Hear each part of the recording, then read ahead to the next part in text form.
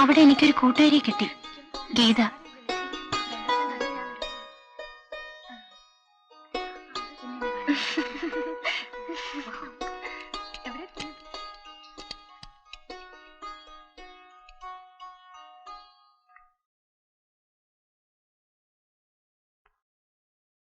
കുട്ടി, എനിക്ക് കുട്ടിയോട് പേഴ്സണലായിട്ട് വഴക്കൊന്നുമില്ല.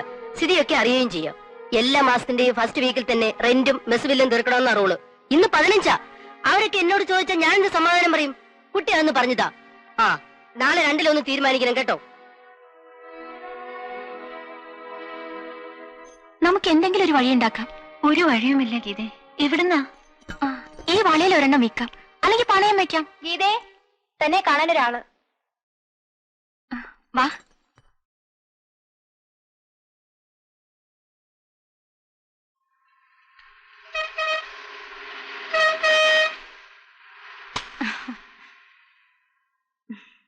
ഫോൺ വിളിച്ചാൽ തിരിച്ചു വിളിച്ചുകൂടി.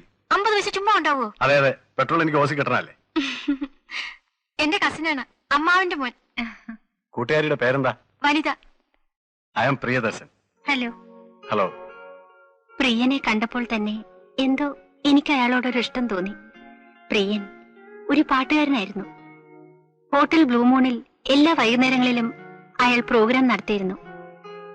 എനിക്ക് പാട്ടിൽ താല്പര്യമുണ്ടെന്ന് അറിയിച്ചപ്പോൾ അയാൾ എന്നെയും ക്ഷണിച്ചു.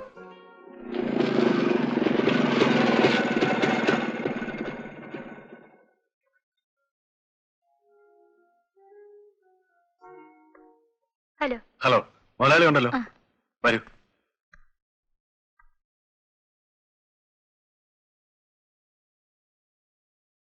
സർ. യെസ്.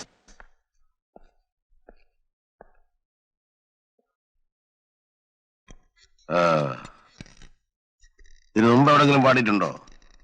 അല്ല ഹോട്ടലിലോ നാടകത്തിനോ ഗാനമേളയ്ക്കോ? ഇല്ല. അങ്ങനെ പ്രൊഫഷണൽ ആയിട്ടൊന്നും പാടിയിട്ടില്ലെന്നേ ഉള്ളൂ സാർ. കോളേജിലൊക്കെ ധാരാളം പാടിയിട്ടുണ്ട്. പിന്നെ കവിത എഴുതും. കവിതയോ? അതുകൊണ്ട് ഹോട്ടലിലെന്താ തങ്കപ്പ പ്രയോജനം? ഒരു പ്രയോജനമില്ല. കൊച്ചേ, ഇവിടുത്തെ കാര്യം എങ്ങനെയാന്ന് ചോദിച്ചാല്, ഇവിടെ തിന്നുകയും കുടിക്കുകയും ചെയ്യാൻ വരുന്നവര് പാട്ട് കച്ചേരിയും ഗാനമേളയും ഒന്നും കേൾക്കാൻ വരുന്നവരല്ല. പിന്നെ നല്ല പാട്ടും കാണാൻ കൊള്ളാതെ പാടുകയൊക്കെ ചെയ്യുമ്പോ അവര് കണ്ടവനങ്ങ് തിന്നുകയും കുടിക്കുകയും ചെയ്തോളൂ. അതെ, തനിക്ക് അത്ര വിശ്വാസമാണെങ്കിൽ നോക്ക്, പുതിയ പാട്ടെന്തെങ്കിലുമൊക്കെ പഠിപ്പിക്ക്, നോക്കാം. ശമ്പളത്തിന്റെ കാര്യം ഞാൻ 2 ദിവസം കഴിഞ്ഞേ പറയത്തുള്ളൂ കേട്ടോ കൊച്ചേ. താൻ പറയുന്നോണ്ട് ഞാൻ എടുക്കുക. താനല്ലേ ഇവിടുത്തെ സംഗീത സാമ്രാട്ട് അല്ലേ തങ്കപ്പ? അതെ അതെ. ചെല്ലു ചെല്ലു. ശരി. അയാൾ അങ്ങനെയാ, കലാബോധമില്ലാത്ത പരട്ട നഷ്ടാണി. വനിതയ്ക്ക് വിഷമമൊന്നുമില്ലല്ലോ? ഇല്ല.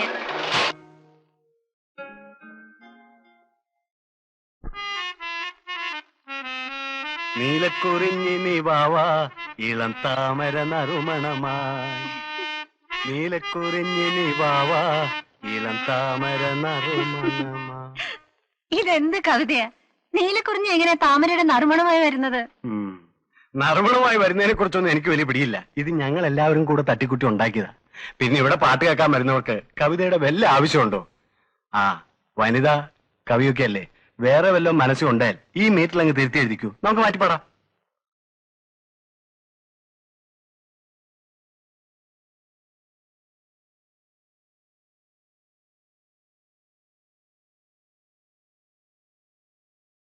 നീലക്കുറിഞ്ഞികൾ പൂത്തു, പുലർവേളകൾ പൂവിർത്തു, അങ്ങനെ ചേഞ്ച് ചെയ്യാം. പിന്നെ അടുത്ത വരി, ആടിത്തളരാത്ത പൂവിൻ കാതിൽ ആരാരോ പാടുന്നു, നാം ഇന്നീ വേളയിൽ സ്നേഹത്തിൻ മുന്തിരി നീരിനായി ദാഹിക്കുന്നു. Good night.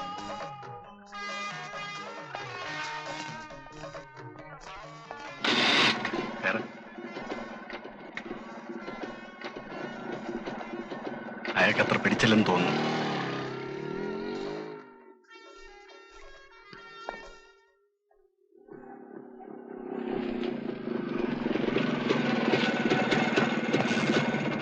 Good night. Good night. Mohan. ആരാ? എന്റെ ബ്രദറാ. ഹലോ. ആരാടിവൻ? എടാ സോറി ട്ടോ. എന്തായാലും നിനക്ക് പാതിരാത്രി ഒരു ഹോട്ടൽ ബിസിനസ്? മണിക്കൂർ ഉണ്ടായാലും വാക്കുകൾ ഇവിടെ കുത്തിക്കാൻ തുടങ്ങിയിട്ട് ഒച്ച വെക്കാതെ നിനക്ക് അങ്ങോട്ട് വരായിരുന്നില്ലേ? ഓ, നിന്റെ സ്റ്റാർ ഹോട്ടൽ ഞങ്ങളെ കേട്ടില്ലല്ലോ. നീ ഇപ്പൊ എവിടെയാ? ഞാൻ ഇവിടെ തന്നെ ഉണ്ട്. ചില്ലറ വല്ലതും ഉണ്ടോ? ഒരു 200 രൂപ ഞാൻ. 200 രൂപയോ? എടാ, ഞാൻ ജോയിൻ ചെയ്തിട്ട് 2 ആഴ്ചയേ ഉള്ളൂ. ശമ്പളം കിട്ടിയില്ല. കിട്ടട്ടെ, തരാം. എന്നാ അതുവരെ ഞാനിവിടെ താമസിക്കാം. നീ വെക്കോ, ഞാൻ ഇവിടെ താമസിക്കാൻ പോവാ. പടി മോഹൻ. പ്രിയൻ, വേണ്ട. താങ്ക് യു കേട്ടോ. വേടാ പോ.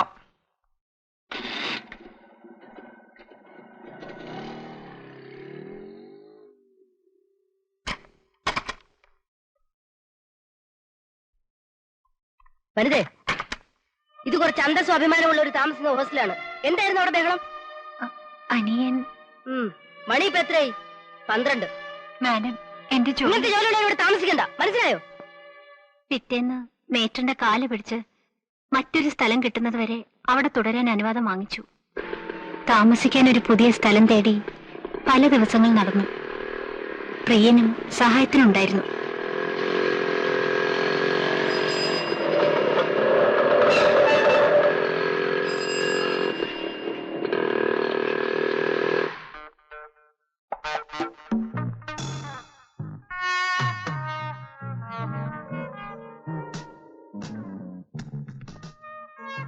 മുതലാളി വിളിക്കുന്നു. ഏത് മുതലാളി? കുഞ്ഞിപ്പാല മുതലാളി, MD. ചെല്ലെ, പോയി കണ്ടിട്ട് വാ. മറ്റന്നാളത്തേക്ക് റൂംസ് എല്ലാം ബുക്കല്ലേ പാർട്ടിയുടെ കോൺഫറൻസ്? പിന്നെ അത് നേരത്തെ പറഞ്ഞ കാര്യല്ലേ? വാ, ഒരു മിനിറ്റ്. പാലോടർ 500 നിന്നല്ലേ ബുക്ക് ചെയ്ത്? അത് പിന്നെ അങ്ങനെ സ്ഥിരം മുറിയല്ലേ? അതിനടുത്ത് 2-3 മുറി ഇട്ടേര്. ഇപ്പൊ ബുക്ക് ചെയ്തിട്ടുള്ളത് കൂടാതെ വേറെ ആരൊക്കെയോ കൂടെ വരുന്നുണ്ടെന്ന് കേൾക്കുന്നത്. ആ കാബറക്കാരോടൊക്കെ അന്ന് വേറെ ബുക്കിംഗ് ഒന്നും പോകണ്ടെന്ന് പറഞ്ഞേര്. വേറെ ഏതൊക്കെയാ റൂംസ്?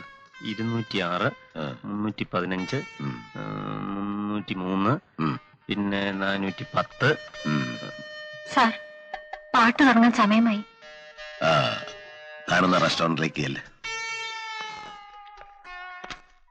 പാട്ടൊക്കെ നന്നാവുന്നുണ്ട് കേട്ടോ. പിന്നെ ഞാനൊരു കാര്യം പറയണമെന്ന് വിചാരിച്ചിരിക്കുകയായിരുന്നു. ഈ പാട്ടൊക്കെ കഴിഞ്ഞ് പാതിരാത്രി ബൈക്കിൽ കയറി അങ്ങോട്ടുള്ള യാത്രയും പിറ്റേ ദിവസം വൈകുന്നേരം ഇങ്ങോട്ടും. ഹോസ്റ്റലല്ലേ താമസം എന്ന് പറഞ്ഞേ?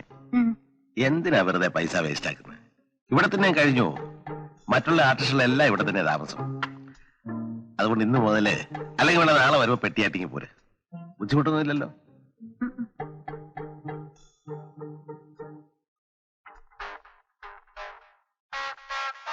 എന്താ വിളിച്ചത്?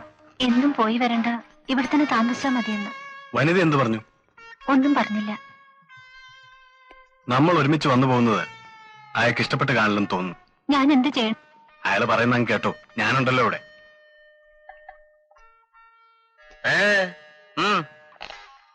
അന്നു മുതൽ എന്റെ താമസം ഹോട്ടലിലായി. ക്യാബറെ ആടുന്ന മാഗി എന്ന സ്ത്രീയുടെ കൂടെയാണ് എന്നെ താമസിപ്പിച്ചത്.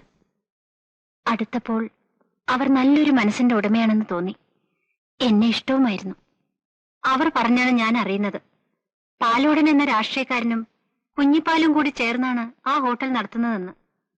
അയാളെ മിക്കപ്പോഴും അവിടെ കാണാമായിരുന്നു. വിവാദങ്ങളും ചേരിപ്പോരുകളും നമ്മുടെ പാർട്ടിക്ക് ഒരു പുത്തരിയല്ല.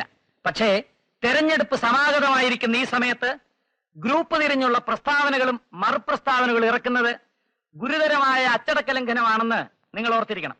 അച്ചടക്ക ലംഘനം എന്ന് പറയുമ്പോൾ ഈ അടുത്ത കാലത്ത് ഒരു സുഖവാസ കേന്ദ്രത്തിലെ താമസത്തിനിടയിൽ നമ്മുടെ പാർട്ടിയിലെ 2 പ്രവർത്തകർ ചെയ്തു എന്നാരോപിക്കപ്പെടുന്ന അനാശാസ്യ പ്രവർത്തനങ്ങൾ രാഷ്ട്രീയ രംഗത്ത് ഇളക്കിവിട്ട കൊടുങ്കാറ്റ് ഇനിയും കെട്ടടങ്ങിയിട്ടില്ല.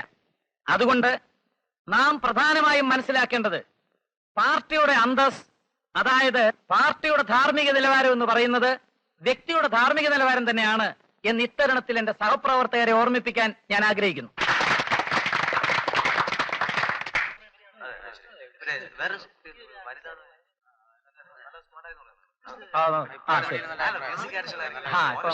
നമസ്കാരം.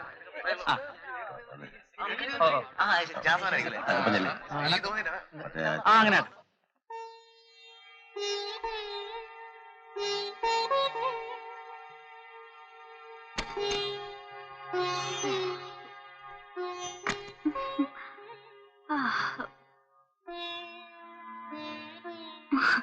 വനിത ഉറങ്ങില്ലായിരുന്നോ? ഇല്ല, കിടന്നിട്ട് ഉറക്കം വരുന്നില്ല. നിനക്കെന്താ ഒരു മൂഡൌട്ട് പോലെ? മനസ്സിനൊരു സുഖം തോന്നില്ല. പേടിയൊന്നും വേണ്ട വച്ചേ, ധൈര്യമായിട്ടിരുന്നോ. ഇവന്മാരെയൊക്കെ കൈകാര്യം ചെയ്യാൻ പഠിക്കണം. ഇതൊക്കെ നമ്മൾ വേണ്ടാന്ന് വെച്ചാ വേണ്ട, അത്രേ ഉള്ളൂ. പോയി നോക്ക്. മാഡത്തിനെ വിളിക്കുന്നു. ആര്? പാലോടൻ സാറിന്റെ മുറിയിലേക്ക് അല്ലെന്നാ പറഞ്ഞത്. 501. അങ്ങേര് മാത്രമേ ഉള്ളോ അതോ അലവലാതെ സിൽബന്ധികളുണ്ടോ? തന്നെ ഉള്ളൂ. താൻ പൊയ്ക്കോ, ഞാൻ വന്നോളാം. ശരി. ആ, നീ റൂം പൂട്ടിക്കിടന്നു. ഞാൻ വരാൻ വെളുപ്പാവും. വന്നിട്ട് അടുപ്പിച്ച് 3 ബെല്ലടിക്കും. അപ്പൊ തുറന്നാ മതി. വരട്ടെ.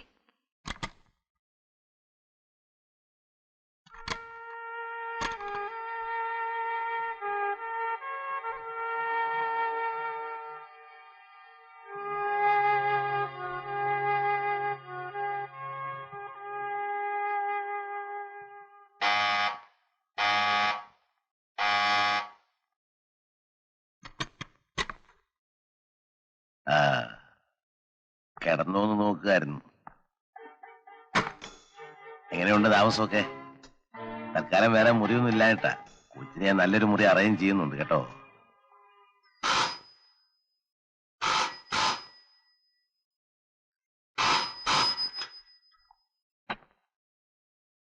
യെസ്, ആരാ? അതെ, 402 തന്നെ. നിങ്ങളാരാ?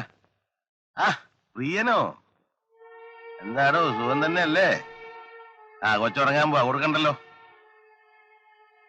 വേണോ? പ്രിയനാ? വേണ്ടെന്ന്. ആ, കിടന്നോ.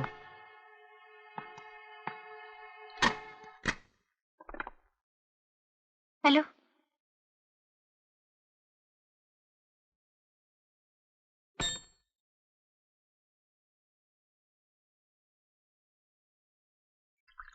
വൈകുന്നേരങ്ങളിൽ പാടുന്ന സമയത്ത് പ്രിയനെ കാണുന്നതായിരുന്നു ഒരേ ഒരു ആശ്വാസം. വനിതയ്ക്ക് പ്രിയനോട് പ്രേമമായിരുന്നു. എനിക്കിഷ്ടമായിരുന്നു. വേണമെങ്കിൽ അതിനെ പ്രേമമെന്ന് വിളിക്കാം. കേൾക്കട്ടെ. മാഗിയും ഞാനും നല്ല സുഹൃത്തുക്കളായി കഴിഞ്ഞിരുന്നു. ഹോട്ടലിൽ താമസം തുടങ്ങി 2 ആഴ്ച കഴിഞ്ഞിരിക്കും. ഒരു ദിവസം മാഗി പറഞ്ഞു അവൾ ഹോട്ടൽ വിട്ടു പോവുകയാണെന്ന്.